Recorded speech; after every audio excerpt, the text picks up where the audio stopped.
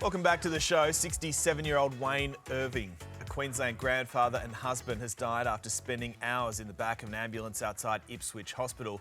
That news comes as the country's ambulance ramping crisis escalates, with new data out today from the AMA revealing every state and territory underperformed again last year, failing to meet their transfer targets.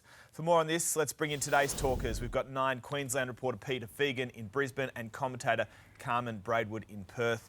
Peter, first to you, because you broke this story exclusively last night. This is a heartbreaking loss for this family. What needs to be done right now to improve the transfer times? Look, it was heartbreaking to sit down with that family yesterday. Clint, was just, it breaks your heart. Here is a person that's called it an ambulance.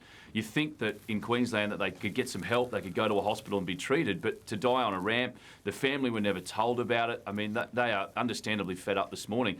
But you talk about what can be done about it, Clint. Well, this week actually, we were reporting on that Anastasia Palaszczuk is spending some $400,000 on trying to workshop what Queenslanders want here in Queensland for the next election. Well, it's simple. We need the health system fixed. And sadly, at the moment, it is atrocious. We've got people dying on ramps. We've got, ambulance ramping is the worst in the country. We've got these new satellite hospitals that people are reporting to that aren't actually hospitals, that health staff have been pleading with the government to change the name on it. It's a real mess at the moment, Clinton. And, if Anastasia Palaszczuk can take anything away from Wayne's death, and this is what the family said, is that they really do need to stop thinking about the Olympics, stop thinking about what's going to happen in 2032 and start working for Queenslanders and fix the health system. That's what they need to do. So, Carmen, to you, I mean, we're seeing similar problems right across the country, especially in states like South Australia. Are state governments doing enough to address the problem right now? No, I would say that on the road, on the streets of Perth, most West Australians feel the same way as I'm hearing Queenslanders do. This is just not good enough, and our health system, sadly, isn't to be relied upon. And here we are, spending lots and lots of money to bring Australians from all over the country to see Coldplay this weekend, and we don't even know how much that's cost us. But could that have made an impact on our hospitals?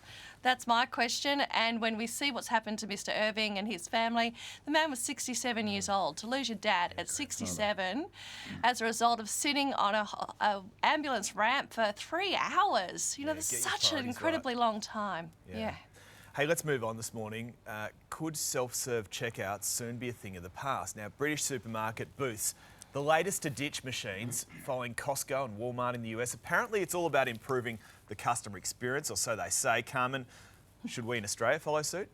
No, we like these. Do you? It might sound unpopular, but I just always felt like it took too long to get out of the supermarket. This is an option if you're in a hurry. And for the most part, there are still checkouts with a checkout operator available to you to use if you would like them. So I think, why not? We're pretty quick and fast-habit. Get rid of them. Get rid of them. I like a chat at the checkout. Clint, do you know how many relationships start at the checkout? Yeah, this is what we're doing. We're robbing people of relationships. And secondly, I am one of those people that doesn't know where, and I sit there and I try and find where the item is. I take up time. People abuse me. Get rid of them because I just want a bit of face-to-face. Where's the broccoli? Where's the button for the broccoli? I can never find it, and I've got people poking me with sticks. Come on, hurry up. I think get rid of them. Yeah, I think, why not have the conversation? How good is it going to the shop and just, you might make someone's day. I mean, You get to have a chat to somebody. And like I say, relationships. How many, Clint, start in a shopping centre? I want to get to this last one very quickly because a cafe in Melbourne has declared war on influencers. It's on. They've banned customers from taking photos of their meals. This is a Japanese cafe and design store which surged in popularity because of Harry Styles, spotted there a few years back. They're fed up. They're declaring it a photo-free venue. Pete, fair enough? Oh, look, mate, if anyone knows anything about taking a selfie in a Melbourne cafe, it's you, Clint. Maybe we should be asking you. But, mate, look, he's doing himself out of business. I mean, seriously. Just let him go. Why not? I mean, it's great advertising. It's silly.